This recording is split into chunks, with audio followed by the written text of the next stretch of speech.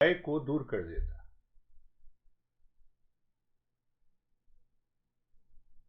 ज्ञान जो है वो भय को पूरी तरह से हटा देता। तो ये बड़ा हमारे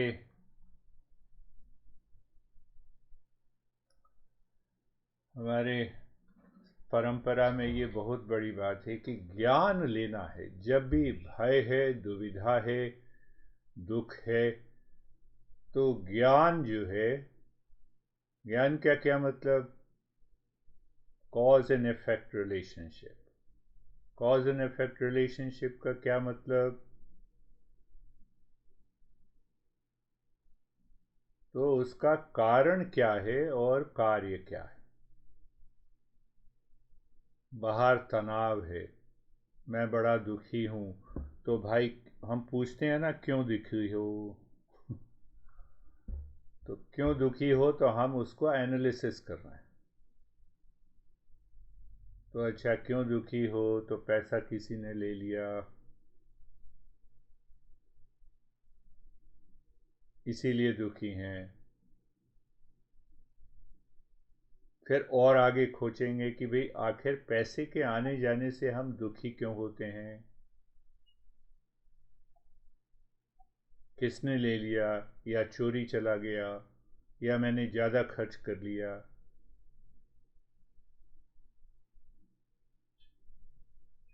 तो ज्ञान जो है, ज्ञान का जो हमारे यहाँ जो प्रोसेस है, उसमें हम कहते हैं कि भाई उसका पहले ये देखो कि उसका क्या है, कारण क्या है। पहले हम देखेंगे क्या ज्ञान है। तनाव है, ठीक है जी, तनाव है। उसके बाद हमने देखा कि उसका कारण क्या है। कारण क्या है? फिर उसका हम देखेंगे कि उसका प्रभाव क्या पड़ रहा है हमारे जीवन पर।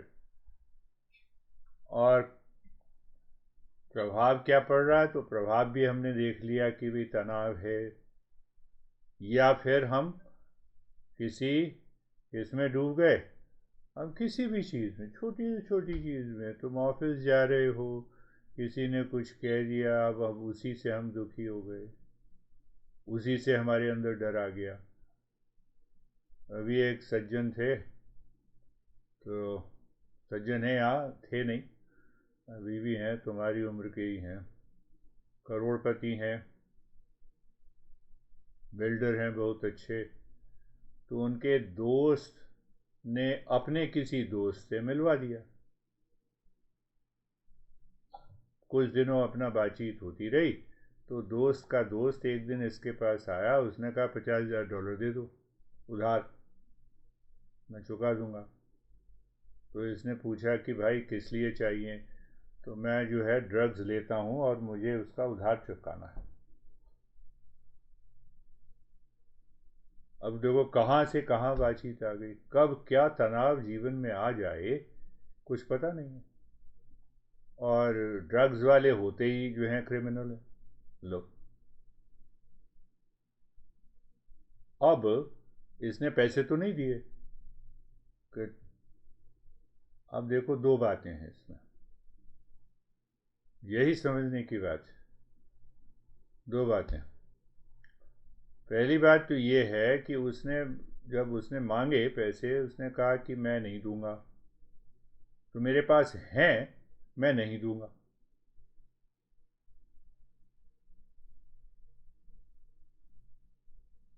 अब नहीं दिए, अब वो व्यक्ति चला गया।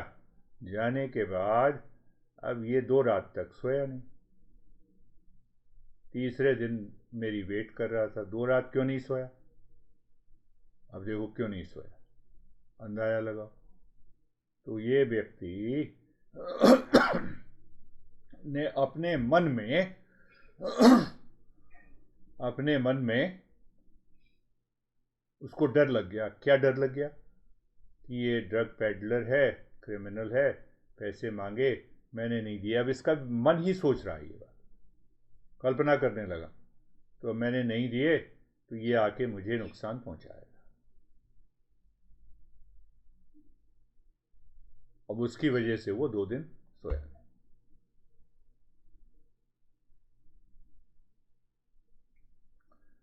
तो जब उसने बात बताई तो मैंने बात पकड़ ली। मैंने कहा कि तुमने कल्पना की ना कि वो ड्रग पेडलर है, तुमने पैसे नहीं दिए और इस कारण वो तुम्हें नुकसान पहुंचाएगा।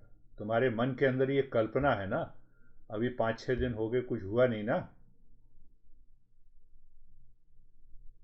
जैसे तुमने अपनी कल्पना कर ली कि 10% मिल जाएगा।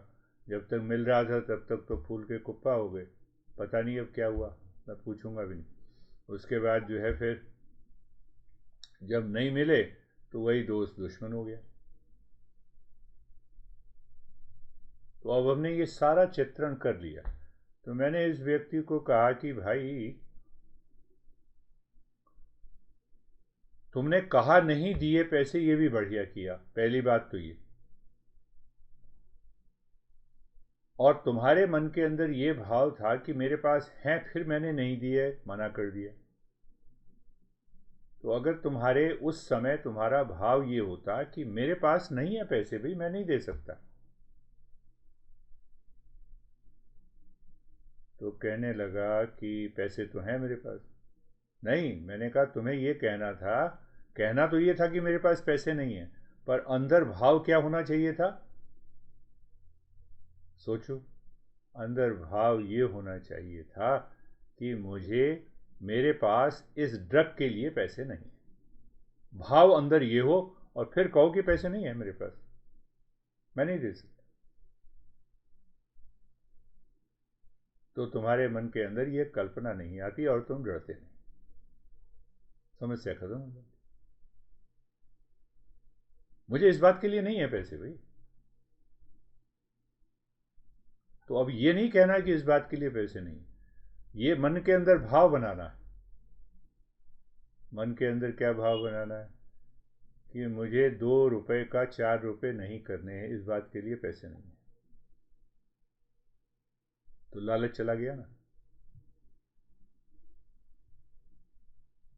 लालच गया, मन शांत रहा। हाँ, 2 के अगर 3 बनाने हैं और कहीं बनते हैं जिसमें कि सब कुछ सेफ है, बनाने में क्या हर्ज है, बनाओ, कोई हर्ज नहीं।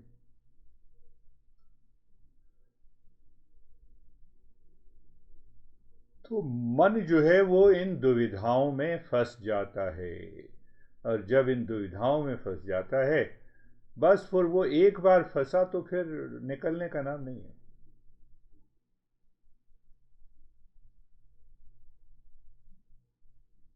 इसीलिए हम कहते हैं कि भाई शिव ही हमारे सब कुछ हैं। इतना विश्वास हो शिव के ऊपर या कृष्ण के ऊपर या दुर्गा, किसी के, गुरु के ऊपर, किसी के ऊपर क्यों विश्वास हो कि ये जो चक्कर है मन का, ये थोड़ा सा हटे। नहीं तो अगर किसी के ऊपर वो श्रद्धा और विश्वास नहीं होगा कि नहीं सब भगवान ही करेंगे, इसीलिए भगवान को हम बीच में लाते हैं।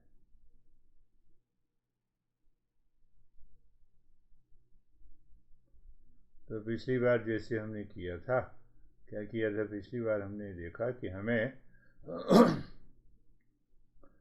हमें क्या दिया, हमें ईश्वर ने या कहो अस्तित्व ने, भगवान ने हमें एक गिफ्ट दी। और वो जो गिफ्ट है वो, जिसको ही हम कहते हैं सत्यम ज्ञानम अनंतम ब्रह्म, उसी को हम कहते हैं सच्चिदानंद, वो हमारे हृदय के अंदर बैठा हुआ। पर गिफ्ट, मैंने बातचीत शायद की थी कि गिफ्ट के, जैसे किसी को भी गिफ्ट देते हो तो एक छोटा बक्सा, फिर उसके बड़ा बक्सा, फिर उसमें हम रैप कर देते हैं, बड़ा चमकीला सा कागज़ लगा के फिर देने जाते हैं। तो उसी प्रकार से ईश्वर ने हमें भी सबसे बाहरी जो रूप है वो चमकीला बहुत बना के दिया। क्या है वो चमकीला? संसार, संसार का आकर्षण है। आकर्षण क्या है? तुरंत है। अभी देखो, अभी ये जो खाना, देखो मुझे तो रसगुल्ले बढ़िया लगते हैं, ये खाना खाओ, तो वो चमकीला, इतना संसार को इतना चमकीला बना रखा है। मिस इंडिया को देखा कि नहीं, अच्छा इसी से शादी हो जाती, बड़ा चमकीला बना रखा संसार को। आकर्षण, चमकीले का मतलब ये है कि आकर्षण, एकदम आकर्षित हो जाता है। कितनी गहरी चमक है भाई, चाहे वो पैसे की चमक हो, चाहे वो शरीर की चमक हो, चाहे कपड़ों की चमक हो, वो चमक बड़ी गहरी है। पर बड़ी पते की बात है कि ये जितनी भी चमक है, ये हमारे मन को अशुद्ध कर देती है। पहला जो कवर है, इसीलिए हम कहते हैं कि वो सच्चिदानंद जो हमारे अंदर बैठा हुआ है, सबसे ऊपरी जो परत है उसकी, सबसे गिफ्ट की सबसे ऊपरी जो परत है, वो क्या है? वो मन की अशुद्धि है। मन की अशुद्धि तुम्हें विवेक करने ही नहीं देगी। तुमने विवेक बुद्धि से समझ लिया कि क्या है विवेक, विवेक ही नहीं करने देगी, फंसा देगी। अरे नहीं, चले पहले 2 रसगुल्ले खा लेते हैं, बाद में सोचेंगे। बाद में क्या सोचिए, विवेक चला गया। नहीं, पैसे यहां लगा देते हैं, वो विवेक तो चला गया।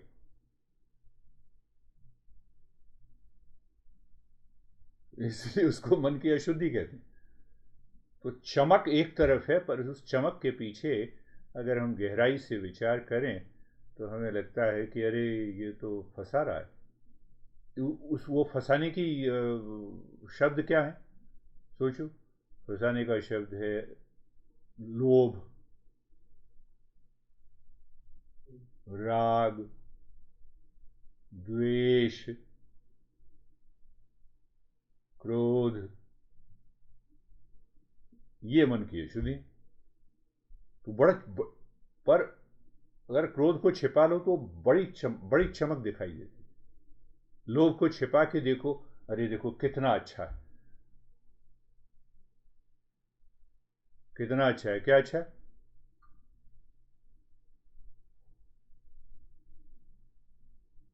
ये फ्रिज जो है 40% डिस्काउंट पे दे रहा है, इतना बड़ा फ्रिज, ले ही लो।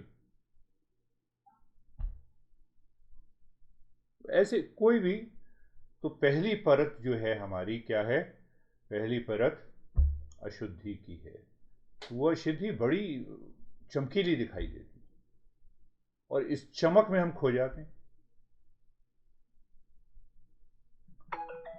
अरे आराम कर लेते हैं, इतना काम किया है, ज्ञान को बाद में देखेंगे। ज्ञान ही हमारे इस अशुद्धि को दूर करेगा। अब देखो, ये हो गया, अशुद्धि आ गई। अब राग जब आ जाता है तो राग, द्वेष, क्रोध, लोभ, मोह, इन सब का एक सबसे बड़ा काम, वो दूसरा जो बक्सा है जिसमें सच्चिदानंद छिपा हुआ है, सबसे ऊपरी परत तो अशुद्धि की है, और दूसरी परत ये है, दूसरी परत में भ्रम पैदा हो जाता है। कौन सा भ्रम है? तो हमारा मन ये दिखाने की कोशिश करता है कि सच्चा सौदा है बाहर की चीज़ों में, बाहर की चीज़ों में सुख है, शांति है। तुम्हारे पास 50,000 रुपये हैं, नहीं 75,000 में ज़्यादा सुख है। अरे 50,000 में सुख नहीं है तो 75,000 में कैसे होगा? 50,000 में नहीं है, जो है तुम्हारे पास अभी, पहले हम उसको देख लेना। तो उसको तो देखा नहीं, उसमें है ही नहीं सुख, तो 75,000 में कहां से हो जाए? तो ये भ्रम है।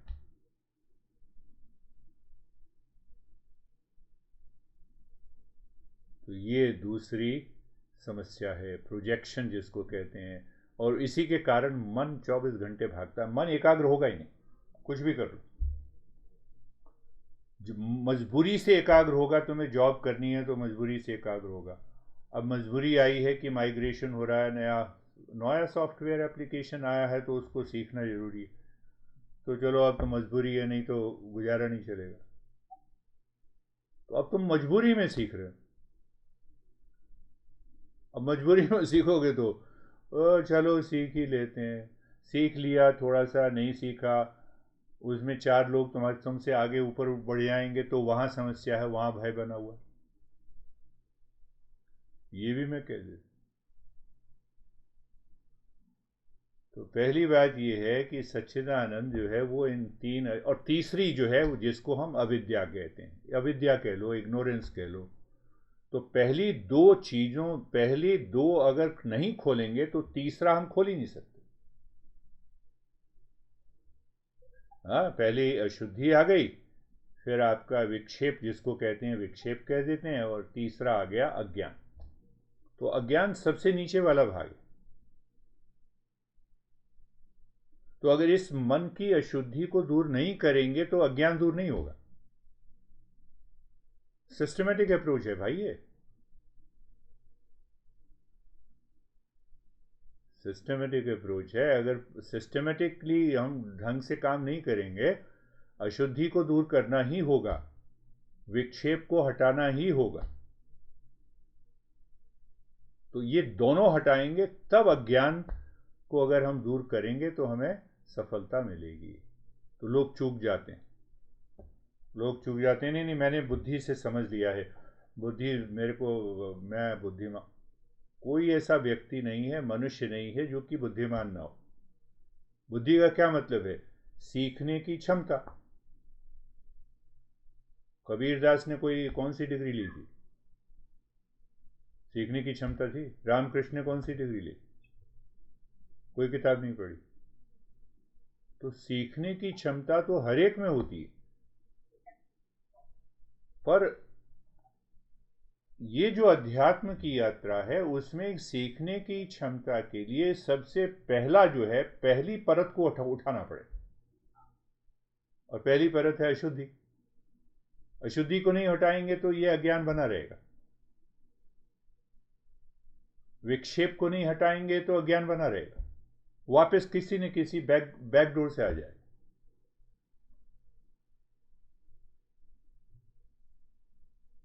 तो ये बात जब हम नहीं समझते हैं तो हमारा मन ये कहता है कि मैं इतने दिनों से तो कर रहा हूँ, आपके सारे ध्यान के अभ्यास किए, अभी तक वो अवस्था नहीं आई। कहाँ से आएगी? कहाँ से आएगी वो अवस्था? कहाँ से आएगी भाई?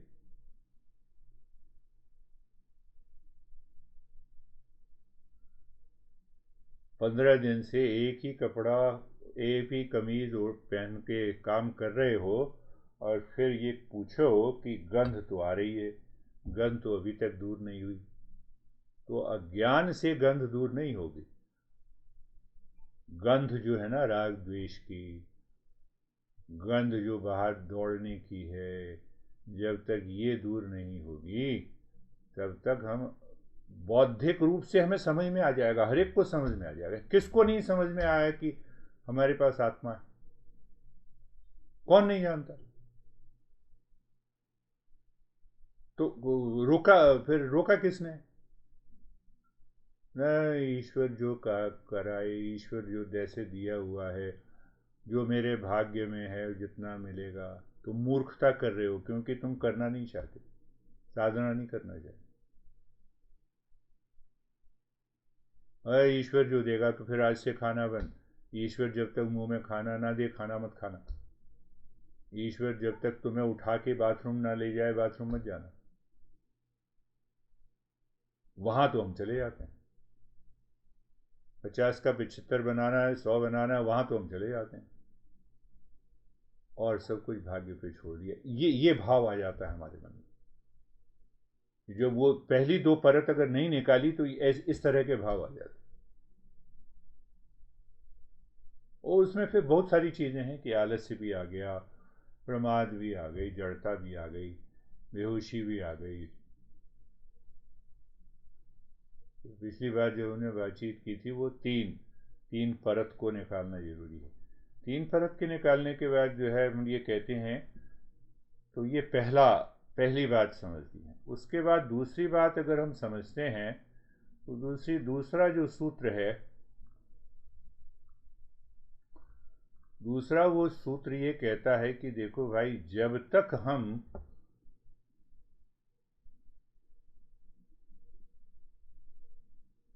ये बात नहीं समझ में आएंगे कि 3 लेयर्स हैं।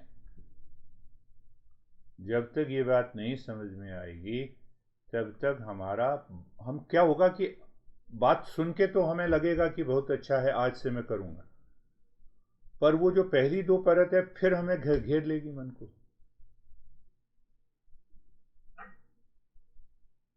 फिर घेर लिया, फिर 5 दिन तो रेगुलर किया, छठे दिन चूक गया। अब उसके हम कारण ढूंढने शुरू कर देते हैं। छठे दिन मैंने इसीलिए चूका, ऑफिस में देर हो रही थी, खाना खाने में देर हो रही थी, सो नहीं पा रहा था, थकान दूर नहीं हो रही,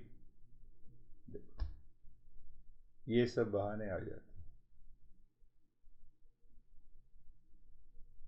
तो इसीलिए गुरु हमेशा एक एक बार बार समझाता जाता है। तो फिर हम उसको दूसरे ढंग से भी समझते हैं कि भाई ये बार बार ये चेक करना है कि अपने सच्चे अस्तित्व को बाहर निकालने के लिए हमें बार बार ये विचार करना पड़ेगा कि मिथ्या क्या है, सत्य क्या है। बार बार खोजना पड़ेगा, कारण क्या है, कार्य क्या है, यानी कॉज क्या है, इफेक्ट क्या है।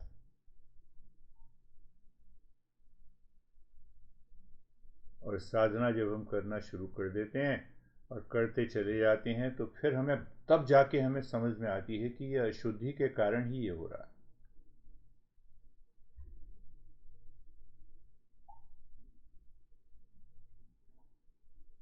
कुछ भी हो जाए, साधना करनी ही है, हर एक दिन करनी।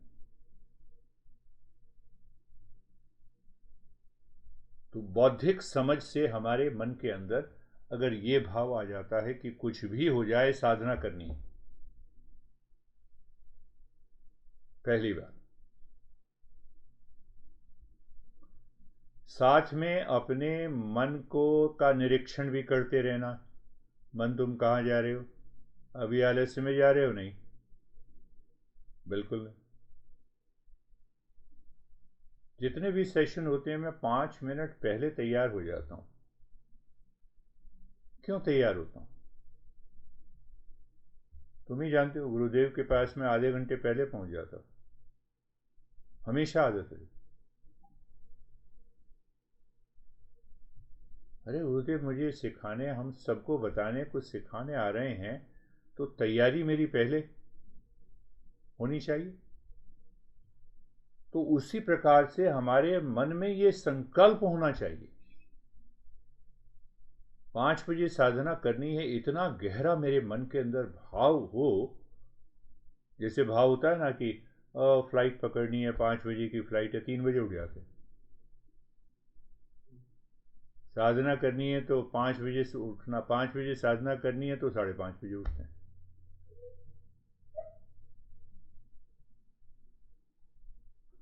सोच, तो वो बाहर चमक है ना बहुत ज्यादा फ्लाइट पकड़नी, उसमें देर नहीं हो सकती। साधना में चलेगा, देर हो जाएगी, क्या फर्क। वो फिर इसीलिए अशुद्धि दूर नहीं होती। तो अभी हमने जैसे कहा कि उसके लिए एक संकल्प, बार बार संकल्प हो, संकल्प टूटे फिर भी साधना हो। अब इसमें 2 बातें हैं कि एक तो हमने कहा, हमने डिसाइड कर लिया कि हम सुबह 5 बजे या 6 बजे जो भी उठना उतने बजे उठेंगे, तो ये बुद्धि के द्वारा संकल्प कितनी बार टूटा? बहुत बार टूटा। तो अब क्या करें? अब ये समझ लें, ये क्या करें, टूटा है तो क्या करें। बस एक बात ध्यान रखनी है कि साधना को छोड़ना ही नहीं, कुछ भी हो जाए, लेट हो गए फिर भी करनी है, हर एक हालत में करनी है।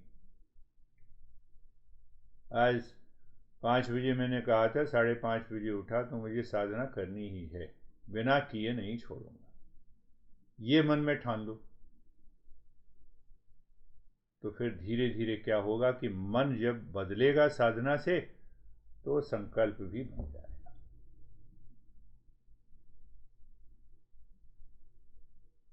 खाली बुद्धि से हमने कह दिया कि बस आज से मैं उठूंगा, नहीं होगा। दूसरा भाव भी साथ में रखना पड़ेगा, करना ही है, अपने आप को कर्म में लगाना ही है, नहीं तो तामसिक गुण घेर लेगा। तामसिक गुण ही तो कहता है 5 बजे की जगह मैं 5:30 बजे उठा। तो इसलिए तामसिक गुण को हटाने के लिए राजसिक गुण को लाना पड़ेगा। राजसिक गुण का मतलब कि साधना करनी, कुछ भी हो जाए करनी पड़ेगी, फिर हम चूकेंगे नहीं।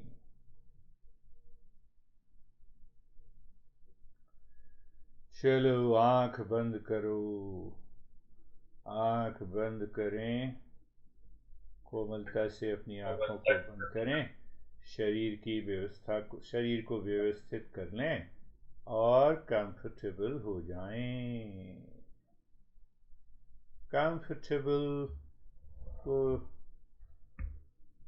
शिथिलता हम कह सकते हैं हिंदी में, कि शरीर को देख जाएं। सारी प्रक्रिया निरीक्षण की है, ज्ञान की सारी प्रक्रिया है भाई। तो शरीर को हमने देखा, देखने का मतलब कि ये सजग हो गए, सजगता का मतलब निरीक्षण की प्रक्रिया शुरू हो गई, आंखें कोमलता से बंद हैं। तो अब सजगता के साथ हमने देखा कि पूरे शरीर में कहीं भी किसी प्रकार का कोई खिंचाव या तनाव नहीं है।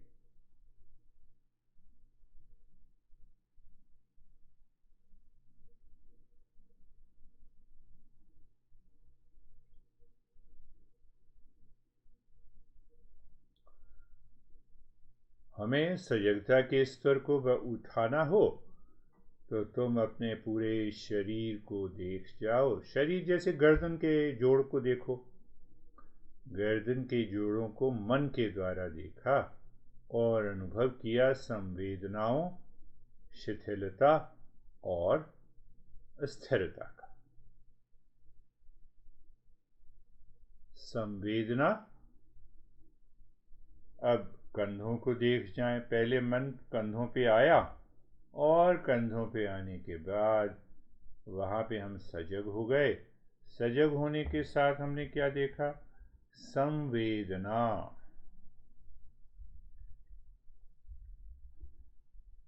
शिथिलता और स्थिरता।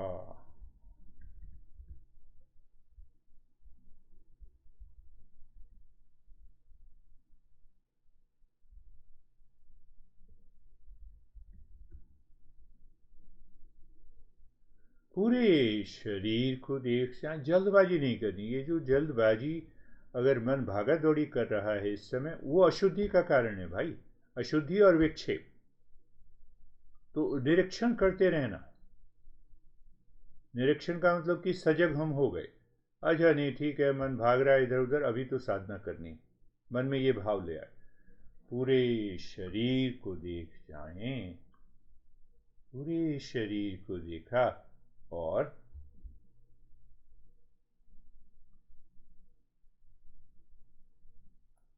संवेदनाओं का अनुभव, शिथिलता और स्थिरता का हो गया। जब भी हम कोई भी साधना करें तो ये आवश्यक है कि मन सजगता के स्तर को ऊपर ले जाए। और सबसे एक तरफ शरीर की भी शिथिलता आ गई, शरीर भी तैयार हो गया और सजगता का स्तर भी बढ़ा। पहला चरण। अब दूसरे चरण में अगर हम जाएं तो, जिसको मैं बार बार कहता हूं कि केयर फ्री,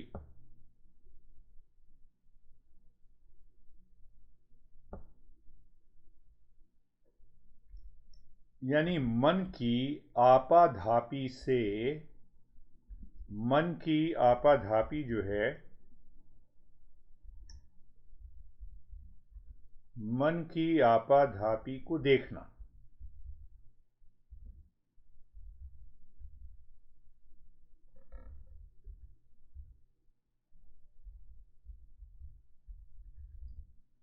मन की आपाधापी को देखना, कैसे देखना? भाई हम सड़क के किनारे खड़े हो जाते हैं और ट्रैफिक को देखते हैं आते जाते हुए। मैं आता जाता नहीं हूँ, मैं तो खड़ा हूँ। तो हमारे मन की योग्यता है कि मन का एक भाग खड़ा रहे और दूसरा भाग क्या है, विचार का आना जाना।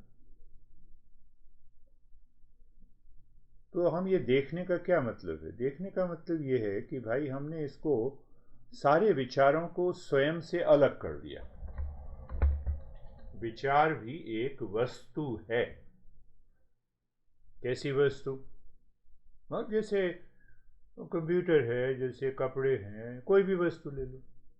नहीं नहीं, ऐसे कैसे कह सकते हैं? तो हमारा मन अगर ऐसा कहता है कि ऐसे कैसे कह सकते हैं, तो हमने उस विचार को बस विषय बना दिया। विचार को विषय बना लिया। तो क्या हुआ? विषय बना लिया, विषय तो है ही नहीं, वस्तु है पर हमने विषय बना लिया। विष, विषय बना है विष से। विष का मतलब होता है जहर।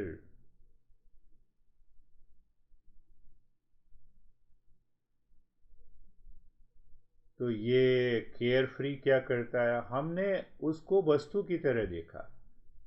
इसीलिए मैं कहता हूँ कि इन विचारों को आते और जाते हुए देखना है। विचारों से जुड़ना, जुड़े तो विषय बन गया। पर भाई एकदम से ठीक तो नहीं होता।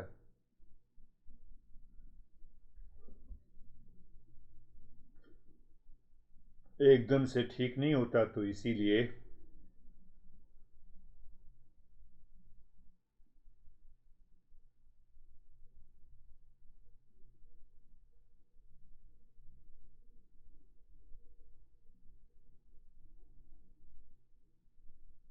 हमें कुछ और करना होगा।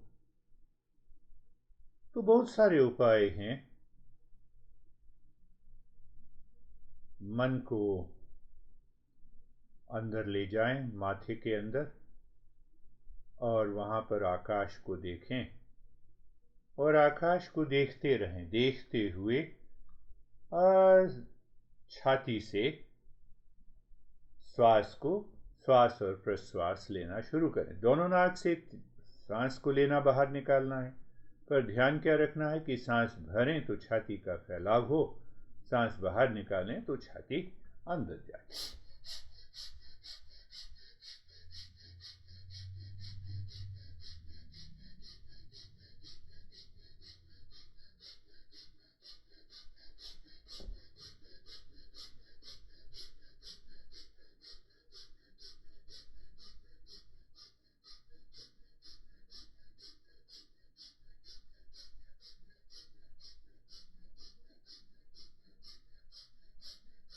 करते चले जाएं। मन विरोध करेगा, इस समय मन कहेगा इतनी देर तक क्यों करें। तो ये विरोध को अगर हमने जीत लिया, फिर भी करते जाएं बिना किसी दुविधा के, तो भी हम जीत सकते हैं। ये कुछ दिनों तक करने की बात है, जब तक कि मन मानता नहीं। मन जैसे ही मानने लग जाए, हम छोड़ सकते हैं इसको। हमेशा से नहीं करना।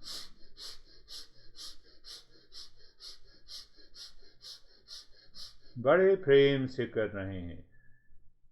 सांस अंदर जाते समय छाती का प्रसारण और सांस बाहर निकालते समय छाती का संकोचन।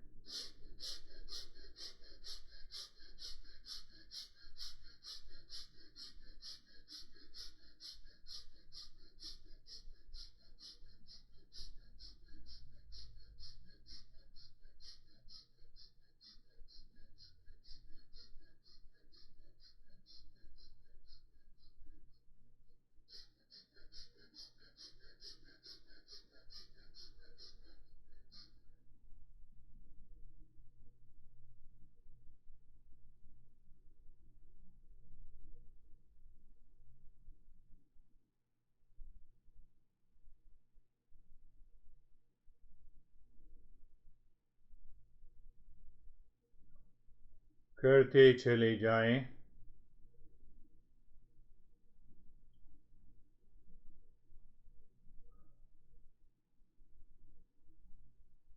और अब शांत हो जाएं, श्वास को अपनी स्वाभाविक अवस्था में आने दें। अब क्या करना है कि स्मृति यानी मेमोरी भी काम करती है ध्यान की सफलता में। तो हमारा अनुभव क्या हुआ? अनुभव हुआ कि संवेदनाओं का अनुभव हुआ, कुछ नई संवेदनाओं का अनुभव हुआ। उसमें एक बात और घटती है कि भाई मन ने विरोध किया, श्वास प्रश्वास की प्रक्रिया इतनी देर तक हम क्यों करें? तो अगर इस विरोध को हम सहजता से स्वीकार कर लें और करते चले जाएं, संकल्पवान बन जाएं, तो साधना सफल हो जाएगी। श्वास प्रश्वास का उतना बड़ा योगदान नहीं है जितना बड़ा योगदान मन की समझ का। चलो हम आगे बढ़ते हैं। पूरे शरीर को देख जाएं, सिर से पैर तक। संवेदनाओं का अनुभव करें, शिथिलता का अनुभव करें, अचंचलता का अनुभव करें।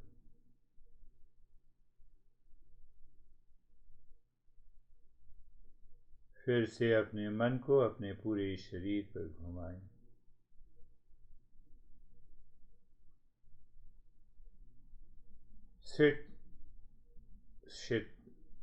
संवेदनाओं का अनुभव करें, शिथिलता का अनुभव करें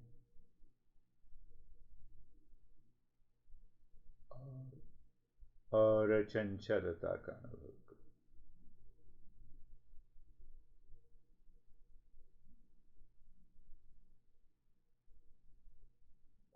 फिर भी मन के अंदर पहले हमने आज की चर्चा में जाना कि वो 3 परतें हैं और दूसरी परत जो है, बीच वाली जो परत है, उसमें विक्षेप हैं, फिर भी विचार आते रहते। तो विचार मतलब शब्द। तो क्या हम एक शब्द को दूसरे शब्द से बदल सकते हैं? वो बदलने की जो प्रक्रिया है, एक भाग है उस मंत्र का। तो कोई विचार आता है तो हम किसी मंत्र के द्वारा, किसी भी शांति मंत्र के द्वारा हम समझ के साथ अगर बदलते हैं तो बड़ा लाभ होता है। तो अपने मन के अंदर, सिर के अंदर देखते हुए, मन के अंदर ही, और नहीं तो हम जोर से भी कह सकते हैं, आवाज से भी कह सकते हैं, पर मन के अंदर कहना, मानसिक मंत्र का मानसिक उच्चारण करना ज्यादा उचित रहता। असतो मा सतगमय, अपने मन में ही 3 बार हम गाएं। असतो मा सतगमय, असतो मा सतगमय।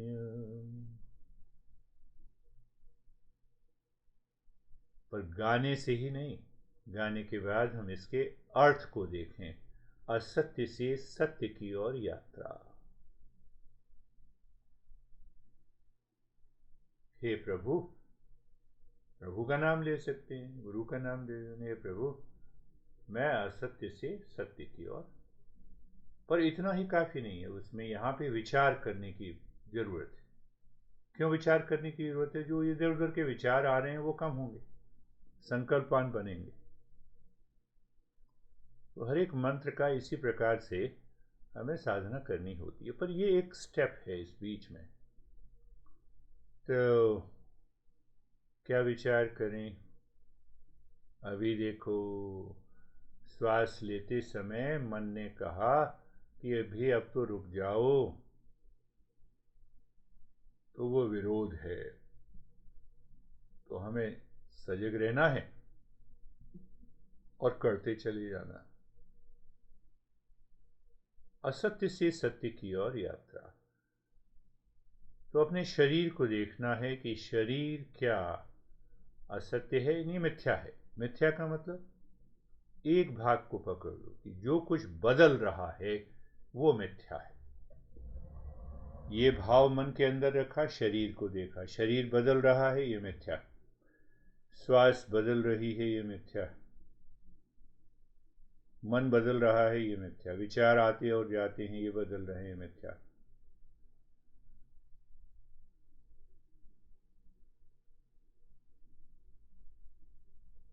तो ये मनन की प्रक्रिया अगर रहेगी तो विचार अपने आप दूर हो जाए। दूसरी जो लाइन मंत्र की है, तमसो मा ज्योतिर्गमय, तमसो मा ज्योतिर्गमय, तमसो मा ज्योतिर्गमय। Let me move from the darkness to the light, or ignorance to the wisdom, अज्ञान से ज्ञान की तरफ। जहां जहां भी अज्ञान है वो तम है। तम का मतलब अंधेरापन। अंधेरा का मतलब कि हमें पता ही नहीं है कि अगले क्षण क्या हो जाएगा, कौन सा विचार आ जाएगा, हमें परेशान करेगा। अंधेरेपन में छिपा हुआ है ना।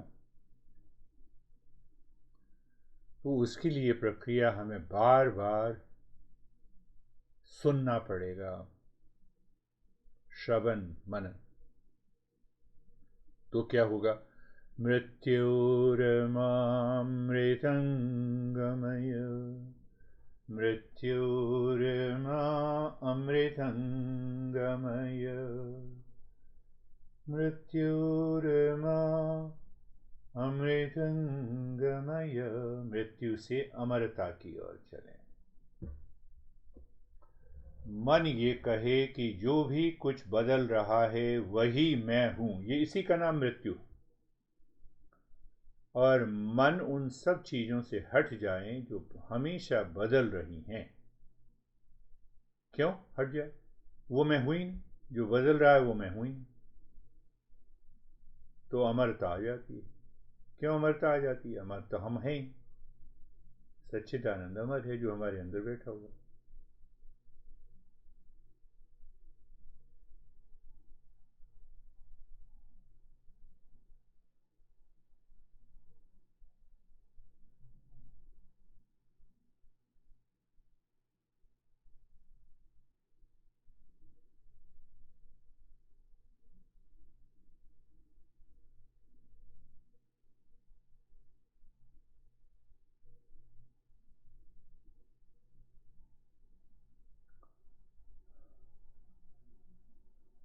अब जब हम मन के खालीपन का एहसास करते हैं तो श्वास को देखें। अब श्वास को देखना बड़ा सुगम हो जाता है।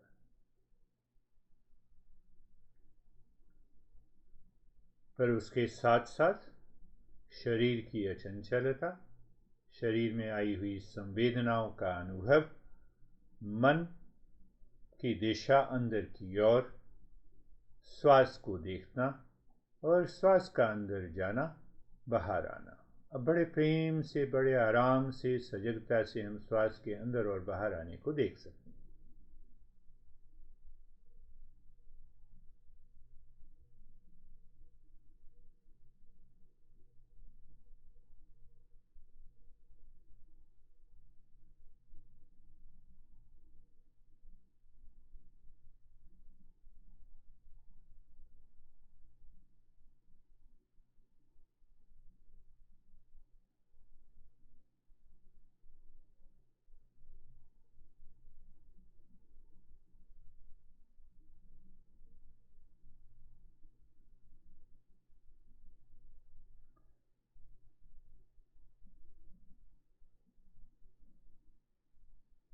हाँ, ये भी नोट करें कि श्वास से मन हट जाता है तो वापस श्वास पर ले आए।